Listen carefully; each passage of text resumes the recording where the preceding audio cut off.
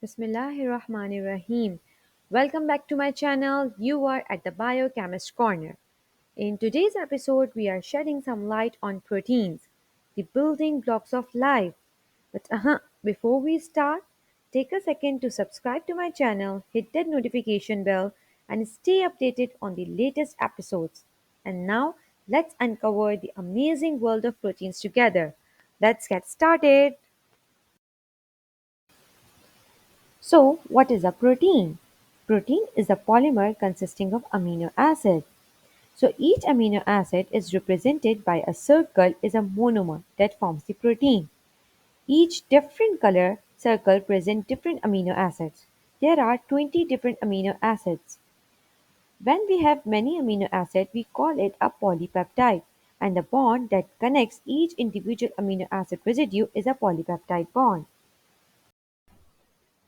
Different kinds of proteins include enzymes that catalyze chemical reactions, receptors that control signaling in your body, hemoglobin which carries oxygen throughout the bloodstream, muscle and organ tissue which gives your body structure and mobility, and so many other things. Now, let's talk about the individual structure of amino acid. So, amino acid has a central carbon atom, hydrogen attached to it, and it has an amine group attached to it as well. And also has an R group that is variable, as I already mentioned that we have 20 amino acids, and a carboxyl group. Now, let's look how do amino acids polymerize. This happens when amino acids form peptide bonds with one another. Peptide bond formation is an example of dehydration reaction because the two hydrogens and the oxygen marked in red are lost, and two hydrogen plus one oxygen equals a water molecule. So as a water molecule is lost, these two amino acids combine together to form a peptide bond, which results in an amide. An amide is a functional group with a nitrogen atom next to a carbonyl, and this is the functional group that will connect each amino acid during polymerization. If two amino acids combine, we get a dipeptide. If between 3 and 10 come together, we would call that an oligopeptide, since oligo means just a few. And if more than 10 come together, we will call that a polypeptide, since poly means many and proteins are large polypeptides of around 300 to 1000 amino acids that are folded in such a way that they have some biological activity. When we look at any peptide, we must notice that there is an N-terminus, meaning the side of the chain that ends with the amino group, and a C-terminus, the side that ends with the carboxyl group. By convention, we typically write proteins with the N-terminus on the left and the C-terminus on the right. Each monomeric unit in the polypeptide is called a residue. So, on this structure, we should be able to differentiate between each individual residue and locate the peptide bonds that connect them. Proteins are very large compared to simple molecules. They contain hundreds of amino acid residues and they have very specific shape from which their function is derived. So, let's learn about protein structure. Protein structure follows a specific hierarchy. So let's start first with the primary protein structure. The primary structure of a protein is simply the sequence of amino acids with no attention paid to any aspect of three-dimensional shape. We can abbreviate each amino acid residue with either a three-letter code or a one-letter code depending on how much you feel like writing. And here are both sets of abbreviations for your reference. The shape the protein will take depends on the primary structure because it is the identity of all these side chains, and the sequence they are found in that determines how a protein will fold up. To see this in action, let's look at secondary protein structure. Secondary protein structure describes localized conformations of the polypeptide backbone, meaning the folding pattern that a protein will exhibit over a few dozen amino acid residues. There are a few different motifs that a protein can utilize, so let's see what those are. First, let's understand that the backbone itself is essentially planar. The peptide bond has some pi bond character due to resonance. since there is a resonance structure where the lone pair on the nitrogen forms a pi bond, pushing the pi bond in the carbonyl up to the oxygen atom. We know that rotation is restricted around pi bonds, so even though it's not a formal pi bond between the carbon and the nitrogen, the backbone is purely rigid, while the sigma bonds to the R groups can freely rotate, so it is mainly the side chains on each residue that have a flexible conformation. We also know that molecules with dipoles or formal charges will attempt to store energy by making electrostatic interactions, and amino acids have such feature. So if this backbone can fold in such a way so as to let each residue interact with other residues, it will do so in order to adopt the lowest energy conformation. One way it can do this is by forming something called a beta pleated sheet.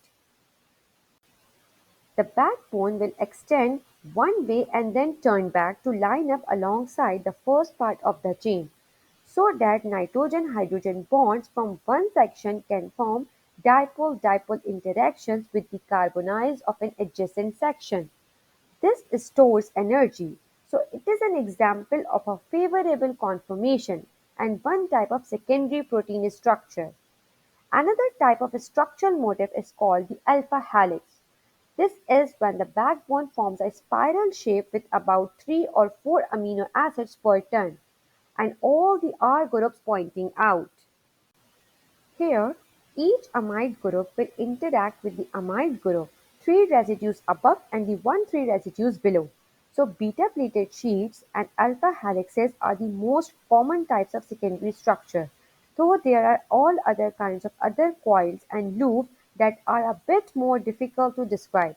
The key thing to understand is that at this level the polypeptide backbone begins to form shapes entirely depend on how it can be best store energy in dipole-dipole interactions by adopting the lowest energy conformation.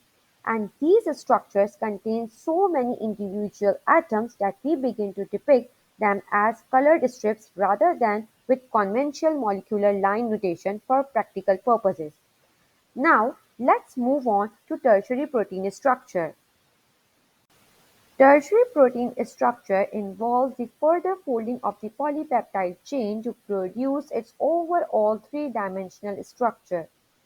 This folding is not random, it is specific to the protein and will occur in that specific way every time that particular protein is formed, since it is this shape that gives the protein its function. There are a few factors that influence tertiary structure. First, residues with hydrophobic side chains, like alkyl groups, tend to be found in the interior of the protein, so that they are not in contact with aqueous solvent.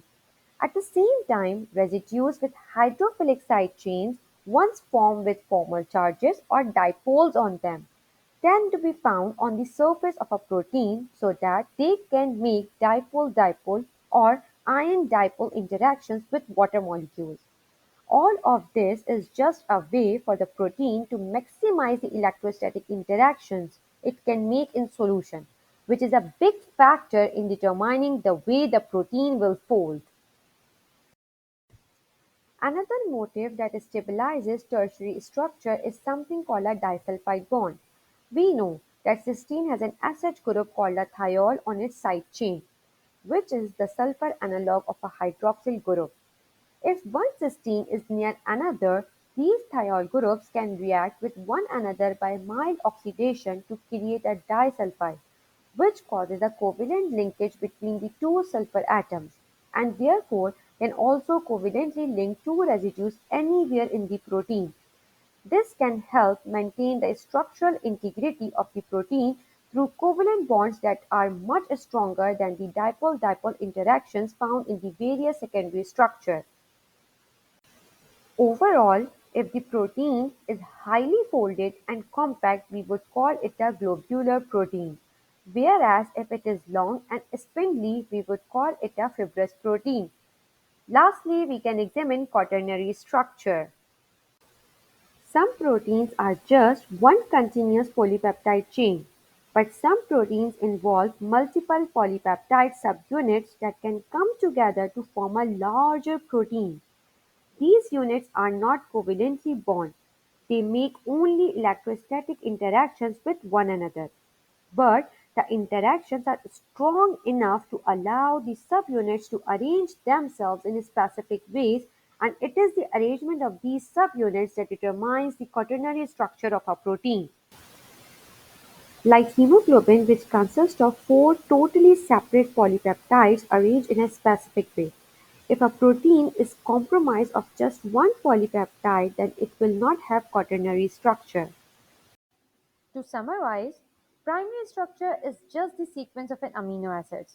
Secondary structure is the way the chain begins to fold on the localized level, whereas tertiary structure is the complete folding pattern of an entire polypeptide, and quaternary structure is the way multiple polypeptide subunits come together to form a larger protein. It is important to understand that even a tiny change in primary structure can completely change the overall protein. For instance, sickle cell disease. It is a genetic disorder where just one amino acid residue is one of the subunits of hemoglobin is changed from glutamic acid to valine because the side chains of those two amino acids are so different the mutation changes the folding pattern at that location and the resulting hemoglobin protein, which is responsible for carrying oxygen through the bloodstream, takes on a different shape, causing the red blood cells that contain hemoglobin to look like tiny sickles, which can then clog blood vessels. We can already begin to see why understanding the structure and function of biomolecules is crucial if we want to understand health and disease. Let's keep learning about different biomolecules. Thanks for watching. Subscribe to my channel for more tutorials.